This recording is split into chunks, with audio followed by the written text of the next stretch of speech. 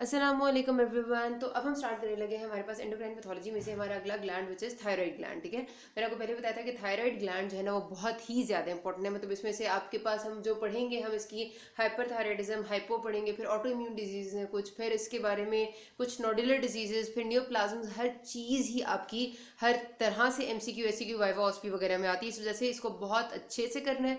उसके बाद जो आपके पास डायबिटीज़ है ना वो बहुत ज़्यादा इंपॉर्टेंट टॉपिक होता है। कुछ कुछ टॉपिक्स होते हैं बहुत हद के इंपॉर्टेंट होते हैं, तो थायराइड इस होल इम्पॉर्टेंट। तो मैं आपको सारे इंशाल्लाह कोशिश में ये होगी कि बेहतरीन सा करा दूं ताकि आपको कुछ भी ऐसी चीज़ ना हो जो आपकी समझ में ना है। बहुत आसान, कोई मुश्किल बात नहीं है। इसमें स्टार्ट करते हैं। तो थायराइड ग्लैंड पैथोलॉजी से पहले जरा सा इसकी एनाटॉमी फिजियोलॉजी को रिव्यू कर लूं ताकि आपको जहन में आ जाए कि बातें थी क्या। और इसमें से ना एमसीक्यूज बनते हैं, याद रखना। ठीक है, इसकी जो मैं बातें आपको बताऊंगी ये एमसीक्यूज बनते हैं इसमें सब में से, तो इसलिए आपने इनको जहन में रखना है। आपको अच्छे से पता है कि नेक के रीजन में, नेक के फ्रंट पे आपका थायराइड ग्लैंड लोकेटेड होता है, जिसके ऐसे दो से लोब्स होते हैं, एक राइट एक लेफ्ट, और दरमियान में इस्थमस से जुड़े हुए होते हैं। ये तो सबको पता है। ठीक है, इसके अंदर अगर हम देखते हैं माइक्रोस्कोपिकली तो बेसिकली ये जो आपका ग्लैंड है थायराइड ग्लैंड, इसके अंदर बहुत सारे छोटे छोटे से लोब्यूल्स बने हुए होते हैं। मतलब ये छोटे छोटे से लोब्यूल्स में डिवाइडेड होते हैं। आप समझ लें इस तरह इस तरह इस तरह। ठीक है, इस तरह से ये छोटे छोटे लोब्यूल्स में होते हैं, और हर लोब्यूल के अंदर, हर एक सिंगल लोब्यूल के अंदर भी बहुत सारे फॉलिकल्स होते हैं। 30 से 40 फॉलिकल्स हर लोब्यूल के अंदर प्रेजेंट होते हैं। उन फॉलिकल्स को हम थायराइड फॉलिकल्स कहते हैं। और फॉलिकल जो एक, अगर ये फॉलिकल मैं बड़ा करके बनाऊं तो उसकी लाइनिंग नॉर्मली क्यूबॉइडल एपिथेलियम से होती है। लो कलमनर भी हो सकती है, लेकिन ज्यादा क्यूबॉइडल एपिथेलियम से होती है फॉलिकल की लाइनिंग। और उसके बाद फॉलिकल के सेंटर में आपका थायरोग्लोबुलिन पड़ा हुआ होता है। थायरोग्लोबुलिन क्या है? थायरोग्लोबुलिन वो वाली प्रोटीन है जिसके पास आयोडीन जिसके साथ आके अटैच होता है, तो वो फिर T3 और T4 जो आपके हॉर्मोन्स है वो सिंथेसाइज करती है। तो thyroglobulin is your basic iodinated protein जो कि हार्मोन की प्रोडक्शन करती है। ठीक है, अब ये थायराइड ग्लैंड हो गया। हमने कह दिया कि पूरा gland into lobules and into follicles, ये बात थी। अब जब हमारे पास थायराइड हार्मोन की प्रोडक्शन होनी होती है, तो उस वक्त क्या होता है कि सबसे पहले हाइपोथैलेमस मैसेज देता है थायरोट्रोपिन रिलीजिंग हार्मोन के जरिए। किसको? हमारे पिट्यूटरी ग्लैंड को। पिट्यूटरी ग्लैंड को मैसेज देता है, तो पिट्यूटरी ग्लैंड रिलीज करता है थायराइड स्टिमुलेटिंग हार्मोन TSH, और ये TSH आ जाता है हमारे थायराइड ग्लैंड के पास। ठीक है, थायराइड ग्लैंड के पास आके ये अटैच होता है हमारे इस फॉलिकल के ऊपर। ये जो हमारा थायराइड फॉलिकल है उसके ऊपर ये TSH आके अटैच होगा और सरफेस पे अटैच होगा और अंदर एक्टिवेट करेगा जी प्रोटीन का पूरा मैकेनिज्म। ठीक है, जी प्रोटीन सिग्नलिंग मैकेनिज्म के जरिए ये अंदर मैसेज भेजेगा कि भाई वो वाले जो हमारे हार्मोन्स हैं T3 T4 उनको सिंथेसाइज कर दिया जाए। ठीक है, सिंथेसिस का भी प्रोसेस था, आपने फिजियो में भी पढ़ा होगा, अभी दोबारा रिवाइज करने की जरूरत नहीं है। ठीक है, अच्छा, बहरहाल अंदर हमारे दोनों हार्मोन सिंथेसाइज हो गए। हार्मोन सिंथेसाइज जब हो जाते हैं उसके बाद ये रिलीज हो जाते हैं ब्लड में। जो दोनों के दोनों हमारे हार्मोन्स हैं ये हमारी जो प्लाज्मा प्रोटीन्स है उनके साथ बाइंड कर जाते हैं और अनबाउंड या फ्री फॉर्म में थोड़े अमाउंट में रहते हैं। मतलब ये नहीं है कि जितना रिलीज होगा वो सारा फ्री नहीं रहता। जो अनबाउंड या फ्री फॉर्म होती है वो वाली फॉर्म है जो प्लाज्मा प्रोटीन से अटैच नहीं है, और बाकी फॉर्म इसकी प्लाज्मा प्रोटीन से अटैच होकर ट्रांसपोर्ट होने चली जाती है। कहाँ जाएगी? जिन ऑर्गन्स में इनने इफेक्ट प्रोड्यूस करना है। ठीक है, जो T3 है ये आपका बहुत ज्यादा पोटेंट है एज कम्पेयर टू T4, इसलिए जब ऑर्गन लेवल पे पहुंचते हैं, सपोज ये मसल टिश्यू के पास पहुंचे, मसल टिश्यू के पास पहुंचकर जो T4 भी पहुंचता है ना वो भी T3 में कन्वर्ट हो जाता है। किस तरह कन्वर्ट होगा? जरा एक आयोडीन मॉलिक्यूल रिलीज कर देगा तो T4 T3 बन जाएगा। इनमें T3 और T4 में सिर्फ नंबर ऑफ आयोडीन का फर्क होता है। T4 के पास 4 होते हैं, 3 के पास 3 होते हैं। तो पेरिफ्रीज में जाके T4 भी T3 में कन्वर्ट होते हैं, क्योंकि T3 की बाइंडिंग जो है ना वो ज्यादा स्ट्रॉन्ग है, 10 टाइम स्ट्रॉन्ग है एज कम्पेयर टू T4। उसके बाद जब ये बाइंड करेगा तो ये, हाँ, बाइंड करेगा किसके साथ? न्यूक्लियर रिसेप्टर्स के साथ। ये बात याद रखनी है आपने कि किसका रिसेप्टर कहाँ पर है, इसका अंदाजा होना चाहिए। जो थायराइड हार्मोन के रिसेप्टर्स होते हैं वो सेल के अंदर न्यूक्लियस पे होते हैं, यानी कि ये सेल को क्रॉस करके अंदर जाते हैं और न्यूक्लियस के रिसेप्टर पे जाके अटैच होते हैं, और फिर जीन्स एम्पलीफिकेशन करके जो भी इनका काम होता है ये प्रोड्यूस कराते हैं। ओवरऑल इसका ये सारा का सारा मैंने लिखा हुआ भी था, प्रोसीजर वही सब कुछ है। तो ओवरऑल जो इनका इफेक्ट होता है थायराइड ग्लैंड के, हमारे जो हार्मोन्स हैं ये सारा मेटाबॉलिक इफेक्ट होता है इनका। ये बॉडी के मेटाबॉलिज्म को इंक्रीज कराते हैं, लाइक ये आपके मेंटल एबिलिटीज को इंक्रीज कराएंगे, आपकी ग्रोथ को इंक्रीज कराएंगे, प्रोटीन सिंथेसिस को इंक्रीज कराएंगे।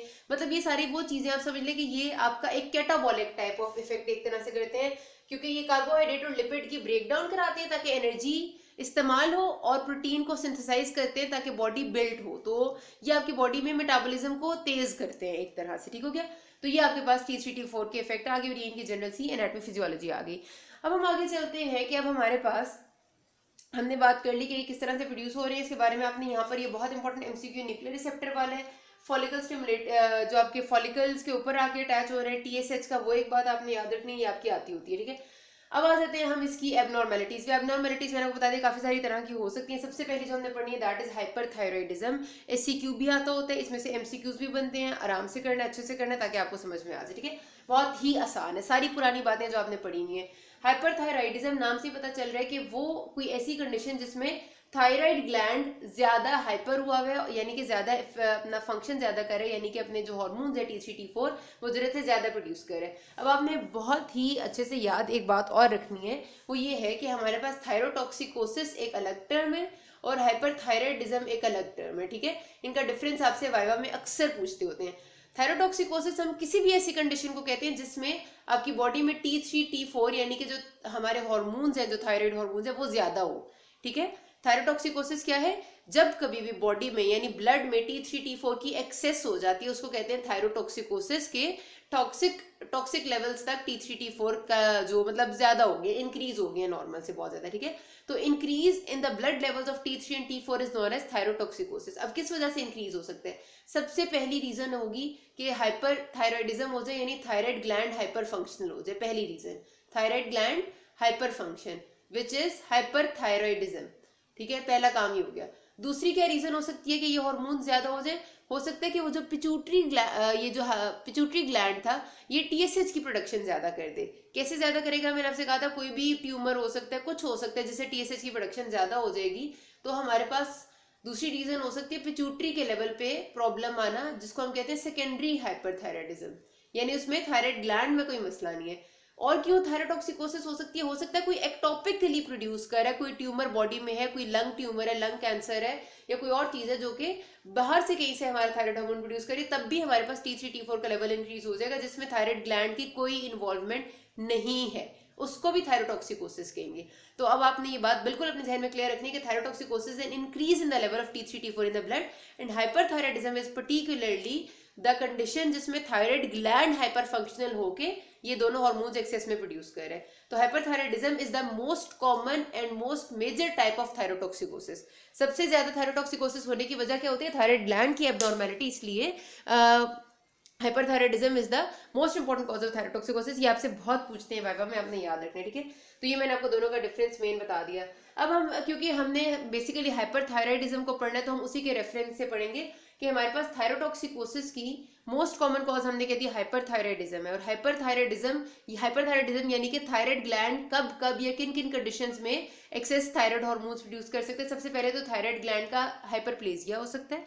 हाइपरप्लेजिया का मतलब है कि सिर्फ ग्लैंड इनलार्ज हो गए, increase in number of follicles हो गए ग्लैंड के अंदर, और वो ज्यादा हार्मोन्स प्रोड्यूस कर रहे हैं, ठीक है। दूसरा हो सकता है कि हाइपर फंक्शनल या मल्टीनोडुलर गोइटर बन जाए, इसको बहुत डिटेल में हम डिस्कस करेंगे। और hyper functional adenoma of the thyroid gland, यानी ये बिनाइन ट्यूमर हो ग्लैंड के अंदर।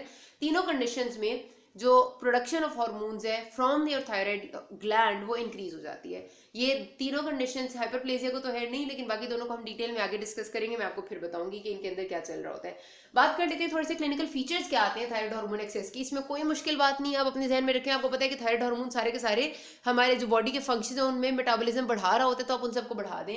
सबसे पहली क्या चीज है? Constitutional symptoms. पेशेंट की जो स्किन है वो फ्लशी होगी, स्वेटिंग बहुत ज्यादा हो रही होगी, तो मुंह उसका लाल हो जाएगा और उसको रेडनेस सारी की सारी आ जाएगी। हीट इंटॉलरेंस हो जाती है, क्योंकि अंदर इतना ज्यादा तेजी से मेटाबॉलिज्म हो रहा होता है कि पेशेंट को बहुत शदीद गर्मी लग रही होती है, उससे गर्मी बर्दाश्त ही नहीं हो रही होती है, बहुत ज्यादा पसीना आता है, ठीक है।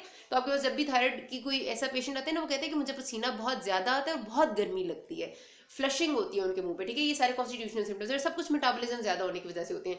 जीआईटी में मोटिलिटी ज्यादा होने की वजह से बहुत ज्यादा तेजी से उसका सारा का सारा जो है ना, वो आपका मोटिलिटी फंक्शन मतलब ज्यादा हुआ होता है। एक तो आपको बार बार स्टूल पास करने की जहमत करनी पड़ती है, और दूसरी बात जो फैट एब्जॉर्प्शन है और बाकी न्यूट्रिएंट्स एब्जॉर्प्शन है वो हो ही नहीं पाती टाइम पे। तो इस वजह से सारे फैट्स सिक्रीट होते हैं आपकी फीसेस में और स्टीटोरिया हो जाता है ऐसे पेशेंट्स को, ठीक है, क्योंकि वो बहुत तेजी से पास कर जाती है ना स्टूल फ्रॉम योर इंटेस्टिन्स। आपका जितना भी खाया हुआ मटेरियल होता है कि फैट एब्जॉर्ब ही नहीं हो पाता। कार्डिक क्या फीचर्स आएंगे आपको खुद समझ में आ जाना चाहिए कि टैकीकार्डिया होगा, तेज हुआ होगा हार्ट बीट, ब्लड प्रेशर ऊंचा हुआ होगा, पेरिफेरल जो वैस्कुलर रेजिस्टेंस है वो इंक्रीज हो चुकी होगी। इवन जो कार्डिक एबनॉर्मलिटी के पेशेंट्स होते हैं वो तो इसमें मतलब वो बर्दाश्त ही नहीं कर सकते, उनको तो कार्डिक कोलैप्स हो जाता है। न्यूरोमस्कुलर इरिटेबिलिटी होगी, आपको कन्वर्जन्स आने लग जाएंगी, बार बार ट्रिकलिंग से मतलब सारी की सारी ना एक्साइटमेंट टाइप सीन होगा। ऑक्यूलर बहुत इंपॉर्टेंट है, क्योंकि ये आपकी थायराइड ऑफ थायरोनोपैथी जो है ना, ये आपका एक डायग्नोस्टिक क्राइटेरिया होती है थायराइड डिजीज का। लिड लैग हो जाना, प्रोप्टोसिस, आंखें बाहर आ जाती हैं, आईलिड आपकी बिल्कुल लैग कर जाती है। क्यों लैग करती है? सिंपैथेटिक सिस्टम ना आपका बहुत ज्यादा स्टिमुलेट हुआ होता है, ठीक है। सिंपैथेटिक सिस्टम स्टिमुलेट होने की वजह से जो आपका आईलिड का जो ऊपर रखता है ना जो मसल, लेवेटर पैल्पेब्रिस सुपीरियोरिस और मुलर्स मसल, ये दोनों मिलकर आपकी आईलिड को रखते हैं ऊपर। ये दोनों मसल हो जाते हैं हाइपर फंक्शनल क्योंकि सिंपैथेटिक ओवर स्टिमुलेशन होती है। तो सिंपैथेटिक ओवर स्टिमुलेशन इन दोनों मसल्स को हाइपर फंक्शनल करती है, जिसकी वजह से आपकी आईलिड बहुत पीछे चली जाती है और पीछे आपका इन्फ्लेमेशन होने लग जाती है। इन्फ्लेमेशन तो नहीं है, और रीजंस भी होती हैं कि पीछे पेरिऑर्बिटल टिश्यू जो है वो आपका बढ़ जाता है, जिससे आपकी आंख बाहर आ जाती है, प्रोप्टोसिस हो जाता है, ठीक है। तो ये हम अभी आगे मैं आपको फिर से भी बताऊंगी जब हम दोबारा वो ग्रेव्स डिजीज पढ़ेंगे कि प्रोप्टोसिस की क्या रीजन है। लेकिन बाहर प्रोप्टोसिस यानी आईबॉल का बाहर आ जाना और लिड लैग, ये बहुत ज्यादा इंपॉर्टेंट चीजें हैं दोनों आपकी थायराइड डिजीज में और हाइपरथायराइडिज्म में। थायराइड स्ट्रॉम ये कहते हैं कि एकदम से अगर आपकी थायराइड डिजीज डेवलप हो और एकदम से सारे फीचर्स इतनी तेजी से आए और पर्सन की डेथ के करीब बात आ जाए तो उसको थायराइड स्ट्रॉम कहते हैं, जो अक्सर ग्रेव्स डिजीज में आता है। वो भी आगे बताऊंगी। ऑटो इम्यून डिजीज होती है जिसमें हाइपरथायराइडिज्म हो जाता है, ठीक है। एपिथेटिक हाइपरथायराइडिज्म का मतलब ये होता है कि ऐसा हाइपरथायराइडिज्म होना कि जिसमें फीचर्स या साइंस और सिम्टम्स इतने मैनिफेस्ट ना करें, जो ज्यादातर बूढ़े लोगों में होता है जिनमें हमें समझ नहीं आती, तो इनमें इतना फर्क नहीं पड़ता। ये बड़ी इंपॉर्टेंट चीज है हमारे पास डायग्नोसिस, इसलिए क्योंकि आपके पास जब आता होता है SCQ तो वो आपसे कहते हैं कि एक पेशेंट प्रेजेंट किया with flushing of the face and cardiac increase in heart rate और बहुत ज़्यादा स्वेटिंग एंड प्रोप्टोसिस, तो गिव द डायग्नोसिस और how can you investigate the condition in the lab, इस किस्म की बात आती है, ठीक है। तो डायग्नोसिस हमने किस तरह से स्टेब्लिश करना है थायराइड ग्लैंड हाइपरथायराइडिज्म का? पहली बात तो क्लिनिकल फीचर्स होंगे, हमेशा लिखना है, याद रखना है पेशेंट की हिस्ट्री एंड क्लिनिकल फीचर्स, जो उसकी क्लिनिकल एग्जामिनेशन वो सबसे पहली चीज होती है। Third thing is your lab investigation. Lab investigation में सबसे पहला काम, या gold standard is your serum. Gold standard तो नहीं कहूंगी, लेकिन जो फर्स्ट वर्क है जो हमने लाजमी कराना होता है, which is considered as the only useful screening method, वो हमारा सीरम TSH है। क्योंकि आपको पता है कि अगर हमारे पास कोई भी ऐसी एबनॉर्मेलिटी है, ये मेरा थायराइड ग्लैंड है, ठीक है, अगर इसमें एबनॉर्मेलिटी है और ये एक्सेस अमाउंट में T3 T4 प्रोड्यूस कर रहा है, तो जाहिर सी बात है कि पीछे से जो TSH का आने का फंक्शन है वो तो खत्म हो जाएगा ना, वो डिक्रीज होता जाएगा। क्यों डिक्रीज होता जाएगा? क्योंकि पहले ही आगे से T3 T4 इतने ज्यादा प्रोड्यूस हो रहे हैं कि पीछे से TSH तो मजीद बनेगा ही नहीं, उसको तो नेगेटिव फीडबैक मिल रही है, तो TSH का लेवल बहुत कम हो चुका होता है। अगर डिजीज जो मसला है वो ग्लैंड के अंदर है तो TSH का लेवल बहुत शदीद डिक्रीज होता है। इस वजह से सीरम TSH अगर आपको डिक्रीज मिलता है तो प्राइमरी हाइपरथायराइडिज्म आप आराम से डिटेक्ट कर लेते हैं। कभी कभार ऐसा भी होता है सेकेंडरी हाइपरथायराइडिज्म में, मैंने आपको बताया कि जिसमें TSH का लेवल, बल्कि TSH ही ज्यादा होने की वजह से T3 T4 ज्यादा होते हैं। अगर पिट्यूटरी ग्लैंड में यहाँ मसला होगा, TSH ज्यादा आएगा तो भी T3 T4 ज्यादा हो जाएगा, उसको सेकेंडरी हाइपरथायराइडिज्म कहते हैं। उसमें आपको, आप जब चेक करेंगे तो TSH भी रेज मिलेगा और T3 T4 भी रेज मिलेंगे, तो उसमें फिर आपका अंदाजा जाता है पिट्यूटरी ग्लैंड की तरफ। फिर आप मजीद इन्वेस्टिगेशन करते हैं, पिट्यूटरी ग्लैंड को चेक करते हैं, एक्सरे CT MRI करा के, to check about any neoplasm, ठीक है। तो हमने जो टेस्ट कराने होते हैं ना, वो आपने ये वाले 3 टेस्ट लाजमी लिखने हैं। हमने सीरम TSH कराना है, हमने फ्री T3 T4 कराना है, और हमने साथ तीसरा टेस्ट कराना है रेडियो एक्टिव आयोडीन अपटेक। क्योंकि समटाइम्स ऐसा होता है कि हमें पता नहीं चलता कि आइदर मसला इस लेवल पे अगर होगा तो अगर मसला सपोज कोई हमारे पास ऑटो इम्यून डिजीज है, ग्रेव्स डिजीज है। ग्रेव्स डिजीज में क्या होता है कि ऑटो इम्यून डिजीज होती है जिसमें थायराइड ग्लैंड बहुत हाइपर फंक्शनल हुआ होता है, तो उसमें वो आयोडीन भी बहुत ज्यादा ले रहा होता है। तो हम रेडियो एक्टिव आयोडीन डालेंगे पेशेंट की बॉडी के अंदर और देखेंगे कि वो किस तरह से जा रही है इन योर थायराइड ग्लैंड। अगर एक पेशेंट है जिसमें T3 T4 बहुत ज्यादा बन रहे हैं, तो उसमें जाहिर सी बात है कि आयोडीन की जरूरत भी ज्यादा है। तो अगर वो ग्लैंड आयोडीन बहुत ज्यादा ले रहा है तो मतलब ग्रेव्स डिजीज हो सकती है। लेकिन एक और कंडीशन होती है थायराइडाइटिस की, अभी हम आगे ज्यादा डिटेल में डिस्कस करेंगे, जिसमें थायराइड ग्लैंड की इन्फ्लेमेशन की वजह से हार्मोन ज्यादा प्रोड्यूस हो रहे होते हैं, तो उसमें इनटेक जो है ना वो आयोडीन की वो कम होती है, वो उतनी ज्यादा नहीं होती। तो इस वजह से ये 3 टेस्ट हमें बहुत ज्यादा डिटेक्ट करने में हेल्प करते हैं कि क्या मसला है और क्यों है। तो ये आपने लिखने होते हैं। अभी तक कोई मसला हुआ, कोई बात ना समझ आए तो यू कैन आस्क मी, बाकी हम अगले पार्ट में करेंगे। Thank you very much.